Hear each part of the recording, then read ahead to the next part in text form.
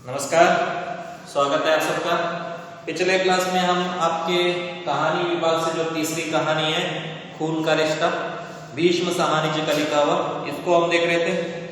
तो यहाँ पे पात्र के तौर पर मैंने काफी सारे जानकारी दे चुका हूँ।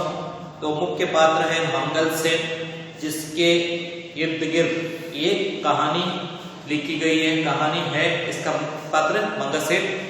मंगल सेन एक आश्रय के घर में रह रहा था, जहां पे वो बतौर मेहमान या बतौर एक व्यक्ति, एक रिश्तेदार की तरह रह रहा है उनके बड़े भाई साहब के घर में, जिनका यहाँ पे नाम नहीं दिया गया, सिर्फ बाबूजी कह के उनको बुलाया जा रहा है। और दूसरे हैं उनकी पत्नी, जिनको माझी कह के यहाँ पे बोला गया है। तो उनका यहाँ पे आता है। और बाबूजी का पुत्र, एकमात्र पुत्र है वीरजी, जिसका यहाँ पे उल्लेख होता है। उनकी पुत्री, बाबूजी की पुत्री मनोरमा, उसका भी उल्लेख है। और एकमात्र नौकर है संतु।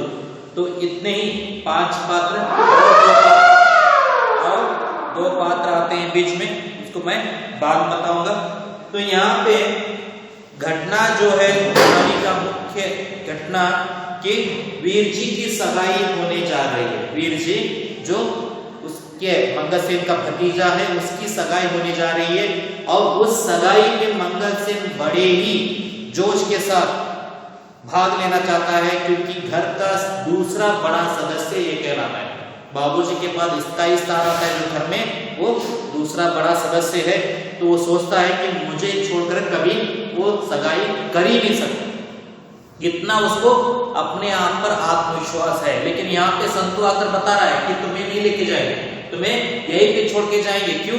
क्योंकि वीरजी नहीं चाहते कि बहुत सारे लोग सगाई पर जाएं। वीरजी अर्थात मंगल सेन का भतीजा चाहता है कि सगाई करवाने के लिए केवल बाबूजी जाए, और केवल सगाई के दौरान ₹1.25 का ही लेन देन का बातचीत हो, उससे ज्यादा ना ये पूछे और ना ही वो देने का प्रयत्न करें, ऐसा वो चाहता है।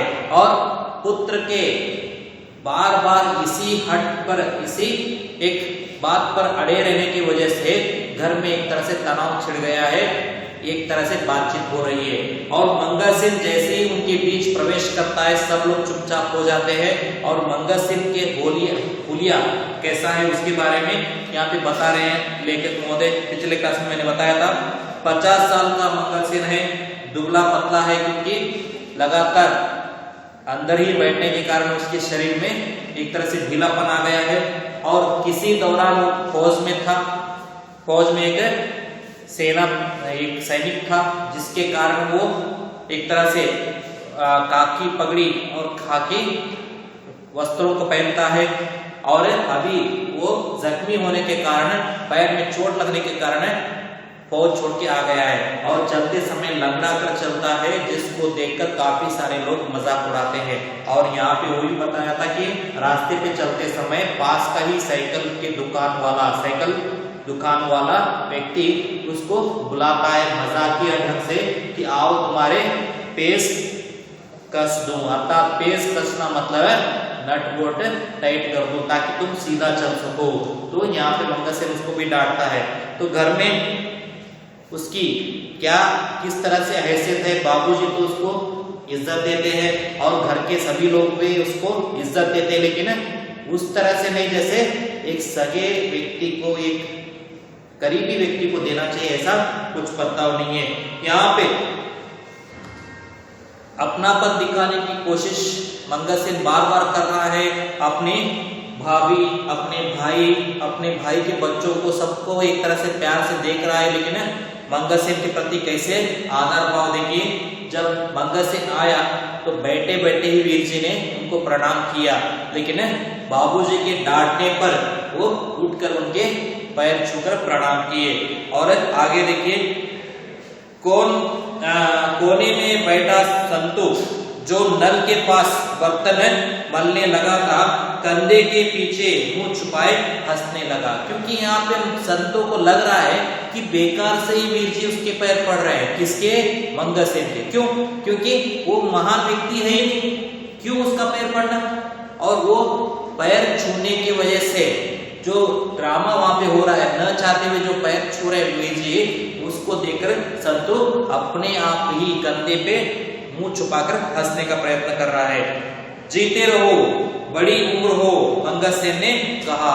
एक तरह से आशीर्वाद दिया, क्योंकि बड़ा होने के नाते छोटों को आशीर्वाद देना बड़ों का कर्तव्य है। पैर छूने वालों को तो पहले आशीर्वाद देना चाहिए। तो मंगलसेन ने भी कहा है। और आगे देखिए, मंगलसेन ने कहा और वीर जी के सिर पर उसने गंभीरता से हाथ फेरा कि वीर जी के बाल बिखर गए, क्योंकि बहुत दिनों के बाद मिल रहे हैं और लाड़ प्यार से उसको देखते हुए उसके सर पर इस तरह से हाथ फेर दिया कि जिसकी वजह से उसके बाल बिगड़ गए। और देखिए यहाँ पे आजकल के जो नए लोग हैं, आजकल के जो नवयुवक है, कभी भी नहीं चाहेंगे कि उनके जो खूबसूरती है वो इसी कारण बिगड़े। और यहाँ पे बूढ़ा व्यक्ति जिसको ठीक से खड़ा भी होना नहीं आता, वो गलती से उसके बाल बिगड़ने से यहाँ पे मनोरमा गुस्सा हो गई। देखिए मनोरमा क्या करे, मनोरमा खिलखिलाकर हंसने लगी क्योंकि उसके बाल बिगड़ गए भाई के, तो वो हंसने लगी। सगाई वाले दिन वीर जी खुद आ गए हैं, वाह वाह कहके मंगलसेन तारीफ करने लगा। सगाई वाले दिन खुद लड़का आया है और लड़के को हम लेकर जाएंगे, बहुत अच्छी बात है कहके वो कहने लगा। मंगलसेन बैठ जा। मंगलसेन बहुत बातें नहीं करते, बाबूजी बोले। मंगलसेन की बातों को ही बीच में रोकते हुए बाबूजी ने क्या कहा, पहले बैठो, बहुत बातें नहीं करते हैं, पहले बैठ जाओ। ठीक है, बिठा दिया। आप मेरी जगह पर बैठ जाइए चाचा जी, मैं दूसरी चटाई ले लूंगा। आप मेरी जगह बैठ जाइए, मैं दूसरी चटाई ले लूंगा, क्योंकि यहाँ पे फर्श पर बैठकर खाना खा रहे हैं सभी लोग, अपना अपना चटाई यानी कि बिछौना लेकर बैठे हुए हैं, तो अपनी जगह पर बैठाने के लिए आगे बढ़ता है वीर जी। 2 मिनट खड़ा रहेगा तो मंगलसेन की टांगे नहीं टूट जाएंगी, बाबूजी बोले। 2 मिनट खड़ा रहेगा तो मंगलसेन की टांगे नहीं टूटेंगी, तुम अपनी जगह क्यों दे रहे हो उसे, कहके बाबूजी डांटते। देखिए यहाँ पे बैठकर प्रणाम करने पर मंगलसेन के प्रति प्यार दिखाया बाबूजी ने, अभी उसको इतना आदर देने पर कि उसको अपनी जगह पर बिठाने पर भी अपेक्षा कर रहे हैं, क्योंकि क्या किस तरह का व्यवहार मंगलसेन के साथ हो रहा है यहाँ पे पता नहीं चल रहा है स्पष्ट रूप से। वह खुद भी चटाई पकड़ सकता है, जाओ मंगलसेन जरा टांगे हिलाओ और अपने लिए चटाई उठा लाओ। वह खुद अपनी चटाई लेकर आ सकता है और खुद बिछाकर बैठ सकता है, कहकर मंगलसेन से कहते हैं कि तुम जाओ खुद अपनी चटाई लेकर आओ और बिछाकर बैठ जाओ, कुछ काम करो, कहकर डांट रहे हैं। यहाँ इसका मतलब ये हो सकता है कि मंगलसेन सदैव आराम करने का व्यक्ति है, जिसको कुछ काम करने के लिए बड़े भाई होने के नाते डांट रहे हैं। कौन, बाबूजी। माजी ने दांत तले होंठ दबाए और घूर घूर कर बाबूजी की ओर देखने लगी, क्योंकि यहाँ पे देवर को इस तरह से बच्चों के सामने डांटता देखकर माजी को बुरा लगा और उन्होंने बाबूजी की तरफ बहुत ही एक तरह से नाराजगी से देखने लगी।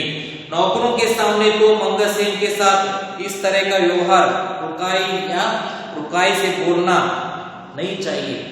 तो यहाँ पे देखिए नौकर बैठा हुआ है, संतु बच्चे बैठे हुए हैं और उनके सामने बड़े होने के नाते मंगलसेन की बुराई करना या मंगलसेन को डांटना नहीं करना चाहिए। ये अक्सर समझना चाहिए, बड़े हैं तो बड़ों का भी कुछ एक तरह से मर्यादा रखना चाहिए। बच्चों के सामने अपने ही भाई बंधुओं को डांटना नहीं चाहिए, क्योंकि उनका भी कुछ मान प्रतिष्ठा होती है।